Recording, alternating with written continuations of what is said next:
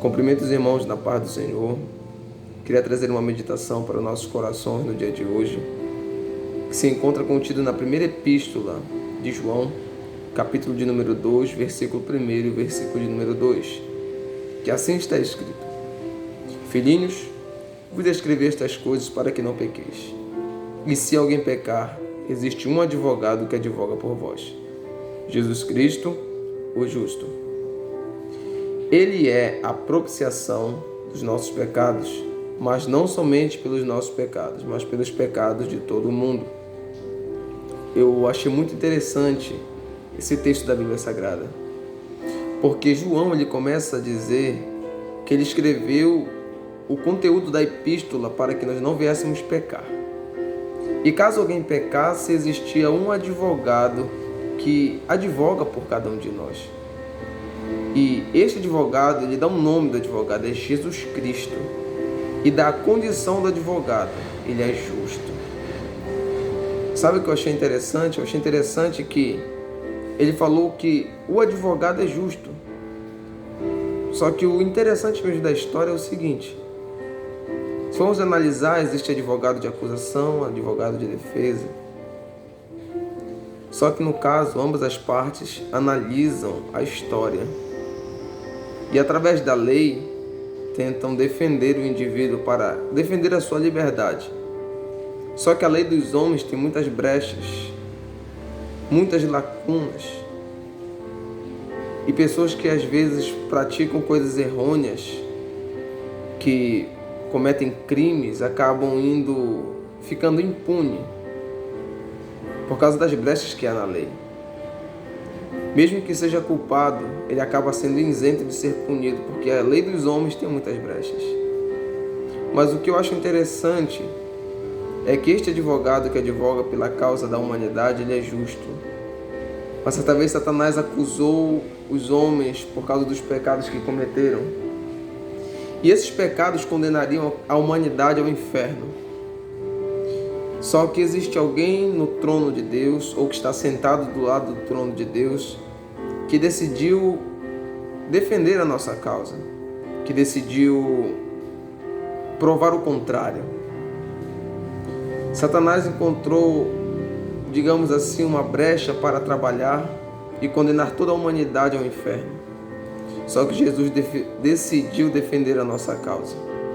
E veridicamente nós não merecíamos, não éramos dignos, porque estávamos afogados em nossos pecados, em nossas concupiscências, nas coisas errôneas que fazemos, que pensamos. Só que existe alguém no céu que está disposto a defender a sua causa. Basta você aceitar que ele venha defender a sua causa. O versículo de número 2 vem dizer que ele é a propiciação pelos nossos pecados. E não somente pelos nossos pecados, mas pelos pecados de todo mundo. Eu posso dividir esse versículo em duas partes. A parte A que diz, ele é a propiciação pelos nossos pecados. Quando ele falou isso, ele falou indicando a Jerusalém, aos israelitas, que são o povo da promessa. Mas naquele momento o Espírito do Senhor encheu o coração de João e abriu uma lacuna, abriu uma dispensação, diga-se de passagem, que abrangeu todo ser humano que quiser confessar a Cristo como Salvador. Dizendo na parte B do versículo, não somente pelos nossos pecados, mas pelos pecados de todo o mundo. Eu fui estudar um pouquinho acerca da palavra propiciação e deriva justamente da palavra propiciatório. E o propiciatório era uma das peças que ficava em cima da Arca da Aliança, exatamente a tampa da Arca da Aliança. E a Arca da Aliança é a peça que fica localizada no tabernáculo, que futuramente estaria o templo do Senhor, exatamente no lugar santo. É a única peça que existe lá. E dentro desta peça existem 3 conteúdos. O primeiro é um recipiente com maná. O segundo, a vara de Arão que floresceu. E o terceiro, que são exatamente as tábuas que estão contidas os 10 mandamentos. O que antecede o Santo dos Santos, onde a arca estava localizada, é o santo lugar. E o santo lugar tem por peças o altar de incenso, que ficava bem entre a Arca da Aliança e o véu do templo, e na sua esquerda, para quem entrava, podia ver o candelabro de 7 braços, ou de 7 braços, e também à sua direita a mesa dos pães da propiciação. E o que antecedia o santo lugar era justamente o átrio, que no seu véu, ou antes do seu véu, estava contido a pia de bronze, que era a pia da purificação, para que aqueles que fossem adentrar no lugar santo e no santo dos santos viessem se purificar primeiramente. E o que antecedia a pia de bronze era justamente o alpendre, que era a entrada, a única entrada para o tabernáculo. Se formos analisar o contexto histórico, a única das tribos que podia entrar ou pisar no átrio sem ter nada em suas mãos era da tribo dos levitas.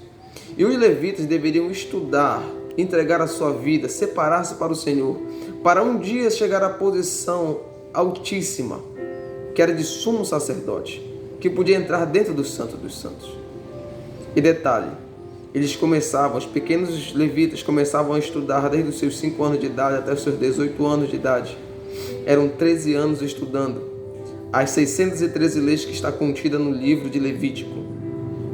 E o mais interessante de tudo isso é que quando ele chegava nessa patente, ele fazia uma prova oral com 18 anos e recitava as 613 leis que está contida no livro de Levíticos para poder se tornar um levita mor. E chegando ele do alpendre para o átrio, ele podia exercer um dos 3 ministérios que ali existia, que era um tangedor, que era um cantor, ou que seria chamado de doutor da lei, ou escriba.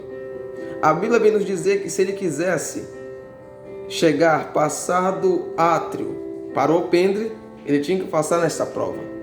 E caso ele quisesse passar do alpendre para o átrio, e quisesse passar do átrio para o lugar santo, ele deveria estudar ainda até os seus 25 anos de idade. E a Bíblia vem nos dizer que, para se tornar um sacerdote, ele deveria se tornar mestre tanto em tangedor, tanto em escriba, tanto em cantor, estudar a fundo cada sacrifício até os seus 25 anos. E dos 25 anos de idade, caso ele quisesse passar do lugar santo ao santo dos santos, da posição de sacerdote para sumo sacerdote, deveria estudar até os seus 45 anos de idade. Era uma vida inteira renunciando, era uma vida inteira para buscar algo de Deus. E o mais interessante de tudo isso é que quando ele chegava no patamar de sumo sacerdote, ele podia entrar dentro do santo dos santos e ali ter uma reunião particular com Deus. E existe um feriado judaico que é chamado do Dia da Expiação. O Dia da Expiação era um feriado incomum, sublime e incomparável. Porque neste dia, justamente neste dia, esses homens, ou este homem que ia interceder pelo povo, ele não podia entrar ali se as suas mãos não estivessem cheias de sangue. A Bíblia nos diz que ele teria que sacrificar, fazendo um sacrifício por si próprio, por perdão dos seus pecados, e poder sacrificar ao povo por perdão dos pecados dele. E a Bíblia vem nos dizer que ele passava, primeiramente ele pegava um cordeiro de 1 ano de idade, sem mancha e sem mácula, e no altar do holocausto que ficava bem na porta do tabernáculo, fazia-se ali o sacrifício. O animal deveria sangrar até a morte. Seu sangue serviria para a expiação dos pecados. Ali seria o primeiro sacrifício, a morte do cordeiro. E após o sangue do cordeiro ser parado em uma bacia ou em um recipiente, o sacerdote que estaria auxiliando o sumo sacerdote iria entrar juntamente com ele no santo lugar, onde passaria pela purificação, que era a pia de bronze, limparia seus pés e suas mãos. E entrando no santo lugar, iria reacender ou aquecer os 7 candelabros, as 7 lâmpadas do candelabro de 7 braços. Iria se alimentar dos pães da propiciação, iria pegar o seu incensário, juntamente no altar de incenso, e ia começar queimar incenso ali naquele lugar. E o interessante é que só ia entrar no Santo dos Santos quando a casa inteira enchesse de fumaça.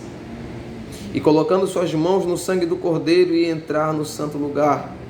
Ia aspergir o sangue do Cordeiro sobre o propiciatório. Ia erguer as mãos dos céus, dar 7 passos para trás, e a Shekinah de Deus iria entrar naquele lugar. O próprio Deus iria entrar e ter uma reunião particular como sumo sacerdote. Ia sentir ali o cheiro do sangue do Cordeiro sobre a tampa que era o propiciatório. E Deus, o Senhor, recebendo o sacrifício, perdoava o povo. E quando João, inspirado por Deus e pelo seu Espírito, disse que Jesus era a propiciação dos nossos pecados, ele quis dizer o seguinte, que Jesus, sendo o advogado, ele mesmo decidiu vir aqui. E não foi de uma hora para outra, ele decidiu isso. No período interbíblico, que é a página branca que divide o Antigo do Novo Testamento, foi um período de 390 anos aproximadamente que Deus se calou para o mundo. E foi nesse período que os homens estavam entregues à sua própria concupiscência, à sua própria vontade. Então Deus se calou. Não teve profeta, não teve profecia, não teve milagre, não teve anjo do Senhor aparecendo, até que quando Jesus veio à terra, até que quando Jesus foi batizado por João, o último profeta levantado pelo tempo da lei. Quando viu Jesus descendo do monte, disse: eis ali o Cordeiro de Deus que tira o pecado do mundo. Jesus tinha 30 anos de idade. E 3 anos depois, Jesus foi levado ao monte, chamado Monte Caveira.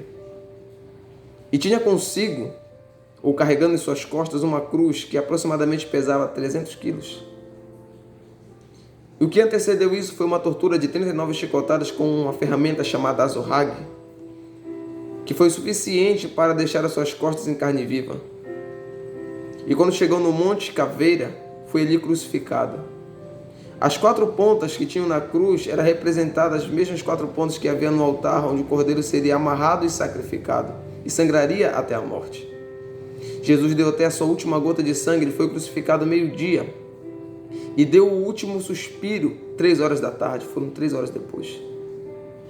E a Bíblia vem nos dizer que, tendo dado e tendo clamado ao Pai, ele expirou, morreu em perdão dos pecados.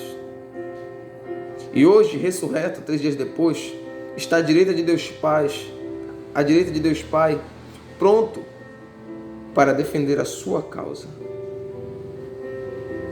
Eu vim aqui através dessa palavra dizer que Jesus é a resposta para as suas perguntas, que Jesus é a solução para os seus problemas. Você pode dar um basta nisso nesta tarde, nesta manhã. Se você que for ver este vídeo estiver passando por dificuldades, se Satanás está bagunçando com sua vida e com sua família, você pode dar um basta nisso. Você pode aceitar Jesus como seu Salvador. Você pode deixar Ele defender a sua causa. E você vai ver que sua vida nunca mais será a mesma. Você vai viver um tempo novo, um tempo de poder, um tempo de paz e de graça na presença do Senhor. Se você quiser aceitar a Jesus Cristo como seu único Salvador, confesse a Ele. Diga: Senhor Jesus, eu te aceito como meu Salvador. Perdoa meus pecados. Escreve meu nome no livro da vida e me conceda o seu Espírito Santo. Procure uma igreja evangélica frequente e você vai ouvir mais dessa palavra que vai satisfazer a sua alma. Que você possa ficar com estas palavras no seu coração. Que o Senhor Jesus te abençoe e te guarde. Em nome de Jesus. Amém.